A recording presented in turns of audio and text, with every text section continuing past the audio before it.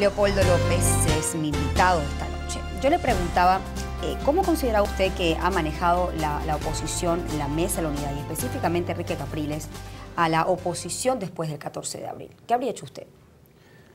Oye, una pregunta importante, ¿no? El 14 de abril, el 15, esos días, yo creo que hemos debido haber tomado una posición de mayor presencia en las calles, de mayor presencia, siempre con la violencia, siempre con la propuesta de tener presencia pacífica, pero presencia al fin.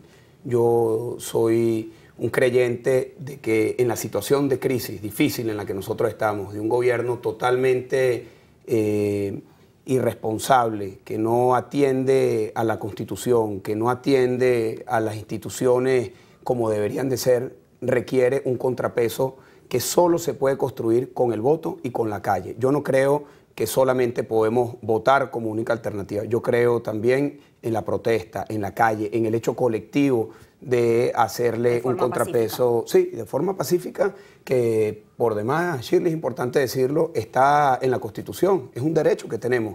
El gobierno trata de quitarnos ese derecho, trata de criminalizar ese derecho. El gobierno ha planteado una tesis muy peligrosa, ha planteado que salir a la calle y convocar la calle es una tentación a la violencia, es incitar a la violencia. Eso es falso, porque quien tiene el monopolio de la fuerza pública, quien tiene el monopolio de la justicia, es el gobierno, es el Estado. Entonces, si sucede cualquier situación violenta, es responsabilidad del Estado. Nosotros no podemos caer en el chantaje de que el gobierno nos diga, si ustedes llaman a la calle, ustedes son violentos, porque estaríamos entregando uno de los derechos más importantes. Cuidado, y si no es el más importante que nosotros tenemos en una circunstancia como la que estamos viendo en Venezuela, que es el derecho a la protesta, el derecho a manifestar nuestro desacuerdo, el derecho a manifestar que no comulgamos con la conducción que se está llevando el país. Fíjese, hablemos de un tema de actualidad que tiene que ver precisamente con lo que usted pues comenta. Con relación a, fíjese que usted lo identifican ahorita como parte de la trilogía del mal. De hecho, esta semana apareció usted en unos afiches, usted junto con María Corina Machado y Enrique Capriles como los responsables de quizás los males y la coyuntura económica que tenemos. Por ejemplo, el desabastecimiento, lo ponían como uno de los autores. Me pregunto, ¿tiene usted alguna responsabilidad o tiene la oposición alguna responsabilidad en la coyuntura económica del país? ¿Cómo se defendería usted de esos argumentos? Bueno, lo primero que yo creo que la gente no es tonta, ¿no? La gente sabe cuál es la responsabilidad de quién. Primero hay que señalar que esa es una práctica fascista, es una práctica similar a lo que ocurrió en Alemania en los años 30, casi que calcada. Han salido en estos días comparaciones de esos afiches con afiches que se ponían en la Alemania de los años 30, son muy parecidos. Por otra parte, la responsabilidad del manejo de la economía es del gobierno, es del Estado, es de Nicolás Maduro. El problema del desabastecimiento tiene que ver con la política de haberle caído a palos a la producción nacional durante todos estos años, con las expropiaciones, con los controles, con poner siempre en la acera enfrente a la producción nacional, al sector privado, al sector productivo, que es lo que hizo Nicolás Maduro hoy nuevamente, tratar de echarle la culpa a quienes deben de ser los principales aliados para salir de esta crisis económica, que son los venezolanos que producen, que son los venezolanos que tienen la capacidad, el talento, la dedicación, el esfuerzo y las ganas de producir para que los venezolanos podamos consumir lo que hoy no conseguimos. El gobierno, en lugar de convocar a todos los que puedan ayudar a salir de esta crisis, más bien está buscando señalar unos culpables, que no somos, que no tenemos ninguna responsabilidad, para continuar profundizando la crisis. Y aquí hay algo que es importante, Shirley, disculpa, que tenemos que también entender. El PSUV maneja todo, el PSUV maneja todos los poderes públicos, la Fiscalía, la Defensoría, los tribunales, la Contraloría, el Gobierno Nacional, todos los ministerios, 21 gobernaciones, más de 200 alcaldías, el CNE, PDVSA. O sea, el problema está concentrado en el manejo que hace el PSUV del Estado venezolano. Y además son ellos los principales responsables de la corrupción que, en palabras del propio Nicolás Maduro, se está comiendo la nación. A usted se le acusa de tener un proyecto de destrucción nacional. ¿Cuál es el proyecto de Leopoldo López, el proyecto político? Bueno, nosotros tenemos nuestro proyecto político, lo hemos llamado La Mejor Venezuela.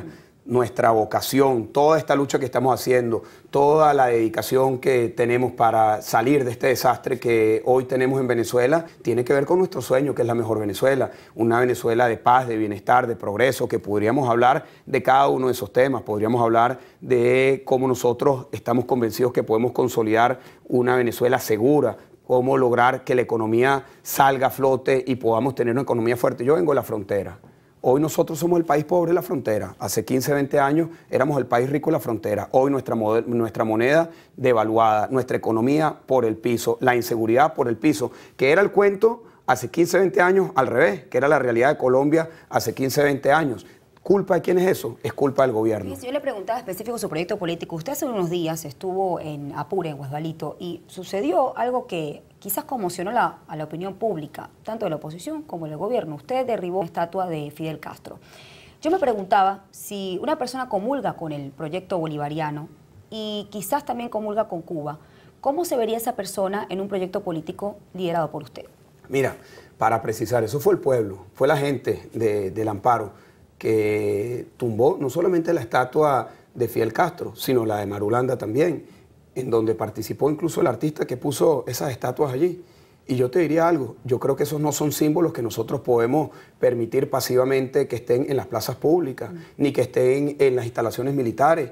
Yo creo que aquí tenemos que tener una profunda reflexión sobre la soberanía, el hecho de que hayamos visto y todavía se vean banderas cubanas ondeando en las instalaciones militares venezolanas, eso es algo sumamente grave. El hecho de que existan testimonios, hechos concretos de la relación que tiene la Fuerza Armada venezolana o algunos sectores de la Fuerza Armada venezolana con grupos irregulares en la frontera con Colombia es sumamente grave. El hecho de que nosotros tengamos como ejemplo, que tengamos como norte, como búsqueda a Cuba es sumamente grave. Yo te diría, nosotros tenemos que marcar diferencias y yo sí, te lo digo claramente, nosotros marcamos en nuestro proyecto político una clara diferencia con lo que ha significado Cuba para los cubanos. Ayer me decía una señora en Palmira, en el estado Táchira, me decía, mira Leopoldo, tengo aquí 7 horas en esta cola para comprar harina pan. Esto es Cuba y yo no quiero vivir en Cuba, yo quiero vivir en una Venezuela en donde podamos conseguir lo que buscamos, podamos tener el dinero para pagar lo que necesitamos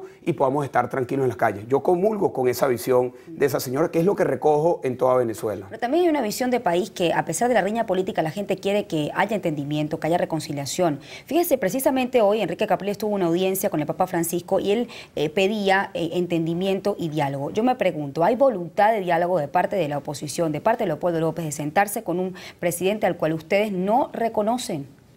No, ciertamente que nosotros hemos tenido la vocación de diálogo en todo momento. Ahora, el diálogo en este momento fundamentalmente es con los que quieran sacar al país de este desastre.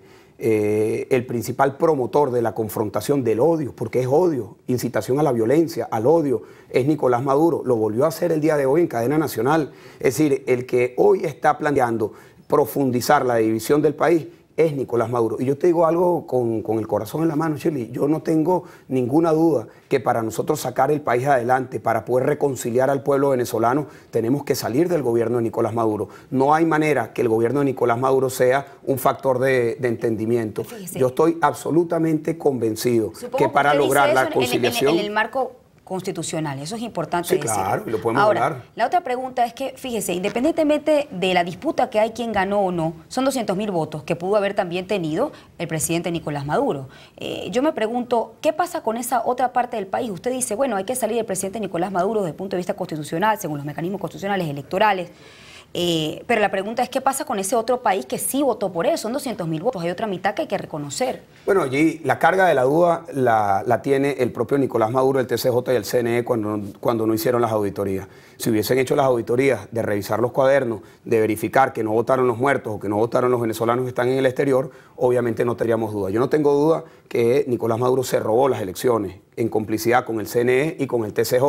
Ahora, eso es lo que nos ubica a nosotros en el aquí y en el ahora, es una posición política, constitucional y moral de asumir la salida de este desastre, un gobierno antidemocrático, corrupto e ineficiente, por las vías constitucionales, claro que sí, pero la Constitución ofrece vías constitucionales. La Constitución ofrece vías, no una, varias, que nos permitirían a nosotros, con lo más importante, que es con la mayoría de los venezolanos, salir de lo que hoy, para mí, es el rostro, la personificación del desastre de un país cayéndose a pedazos, que es Nicolás Maduro. Fíjese, Leopoldo, hubo un discurso donde se dijo que habían 3 celdas, que una de ellas pudiese ser para usted.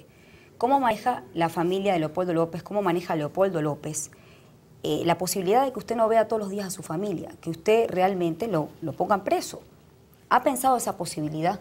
¿Cómo lo manejan? No, sin duda, claro que lo hemos pensado. Y yo, gracias a Dios, cuento con una familia, con mi esposa Lilian, con mi madre, con mi padre, con mis hermanas, que han sido mi principal punto de apoyo.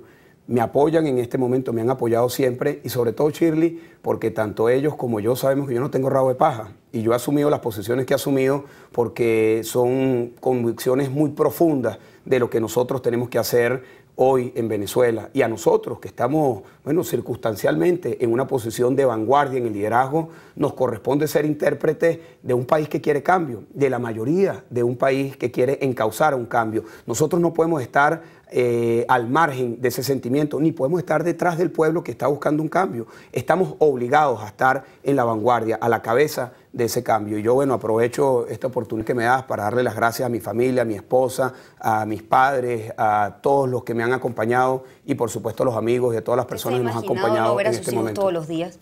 Sí, sí, te lo digo que sí, porque esa amenaza de que vaya preso es una amenaza real, una amenaza que la ha dicho Nicolás Maduro en cadena nacional 18 veces las últimas 6 semanas.